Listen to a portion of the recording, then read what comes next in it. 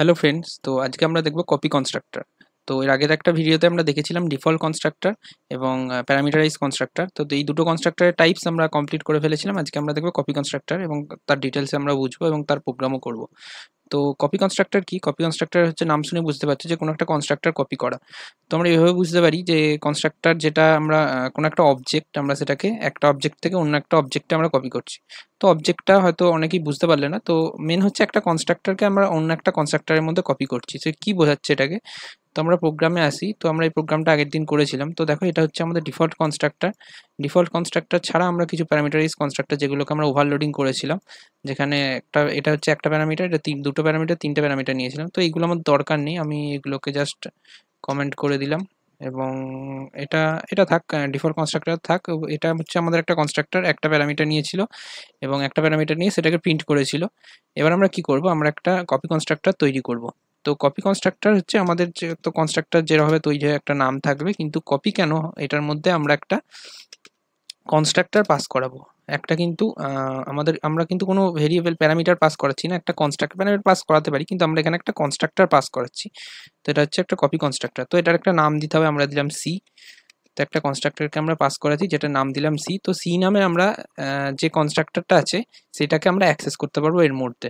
তো এর মধ্যে আমরা কোনো একটা ভ্যালু অ্যাক্সেস করছি। তো আমরা ধরলাম যে ইন্ট নামে একটা ভেরিয়েবল নিলাম যেটা হচ্ছে বি এবং দেন আমরা এখান থেকে আমরা প্রিন্ট করাবো। ওকে, তো কি প্রিন্ট করাবো, আমরা এখানের মধ্যে এর যে কনস্ট্রাক্টর মানে এটাকে আমরা এখানে অ্যাক্সেস করতে পারবো, এর যে এটাকে এর মধ্যে যে এটা আছে সেটাকে আমরা অ্যাক্সেস করতে পারবো। তো এটাকে আমরা অ্যাক্সেস করব এবং এই সি এর মধ্যে আমরা কি করব, যে এটা আছে সেটাকে আমরা ইনক্রিমেন্ট করব। তো এখানে যে এটা আছে এর ভ্যালুটা এখানে আছে, তো এর ভ্যালুটাকে আমরা ইনক্রিমেন্ট করে এখানে দেখবো যেটা বি এর মধ্যে স্টোর করব। তো আমরা যদি এরকম করি বি ইকুয়াল টু এ, যদি করি এ তো নয়, এটা সি ডট এ হবে। ওকে, তো সি হচ্ছে আমাদের এই কনস্ট্রাক্টরটা, এই কনস্ট্রাক্টরের মধ্যে আমাদের যে ভ্যালুটা আছে সেটাকে দেবো এবং এটা একটা ভাবো এটা বি এর মধ্যে ঢুকলো।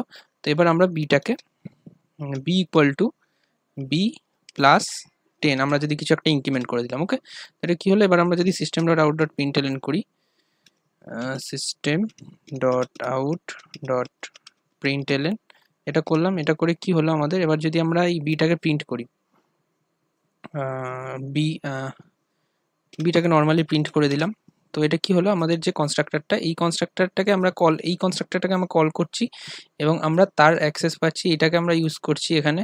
এর ভেতর থেকে আমরা বিটাকে এটাকে নিয়ে তার যে এর যে ভ্যালুটা সেটাকে নিয়ে আমরা এখানে বিটাকে ইনক্রিমেন্ট করছি। তো এখানে কিন্তু আমরা ডাইরেক্ট কোনো ভ্যালু দিচ্ছি না, আমরা এর একটা কনস্ট্রাক্টরের যে ভ্যালুটা সেটাকে আমরা ইউজ করছি। ওকে, তো দেখো এখানে আমরা বিতে কি পাবো, আমরা পাবো যে এতে যে ভ্যালুটা আমরা পাঠাবো এর যে ভ্যালুটা সেটাকে আমরা এখানে পেয়ে যাবো। ওকে, তো দেখো এটাকে কল কীভাবে করতে হয়, কপি কনস্ট্রাক্টরকে কীভাবে কল করতে হয়। তো আমরা এখানে যে ইন্ট এক্স, তো এটাকে আমরা ফার্স্টে কল করব।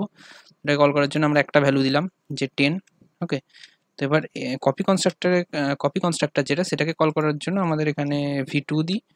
তো সেটার জন্য আমাদের কল করতে গেলে এখানে আমাদের লিখতে হবে জাস্ট আমরা যে v1 যেটাকে আমরা লিখেছিলাম সেই v1টাকে আমরা এখানে পাস করে দেবো, কারণ হচ্ছে আমরা একটা কনস্ট্রাক্টর পাস করাচ্ছি এটা। ঠিক আছে, যেহেতু এখানে দেখো একটা কনস্ট্রাক্টর পাস করাচ্ছিলাম, তখন v1 হচ্ছে আমরা আগের কনস্ট্রাক্টরটা যেটা আমরা এখানে পাস করে দিচ্ছি এবং v1 দিলে আমাদের v1 এর মধ্যে সেই কনস্ট্রাক্টরটা আসবে এবং এখানে আমরা নর্মালি যে যেগুলো আমরা কোডটা পারফর্ম করেছি সেটা পারফর্ম হবে, দেন আমাদের প্রিন্ট হয়ে যাবে। তো আমরা দেখি রান করি ঠিকঠাক চলছে কিনা কোড।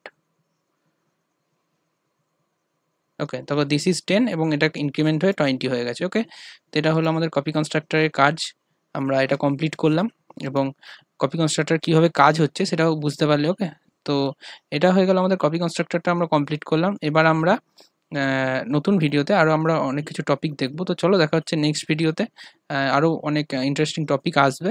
চলো দেখা হচ্ছে নেক্সট ভিডিওতে, বাই।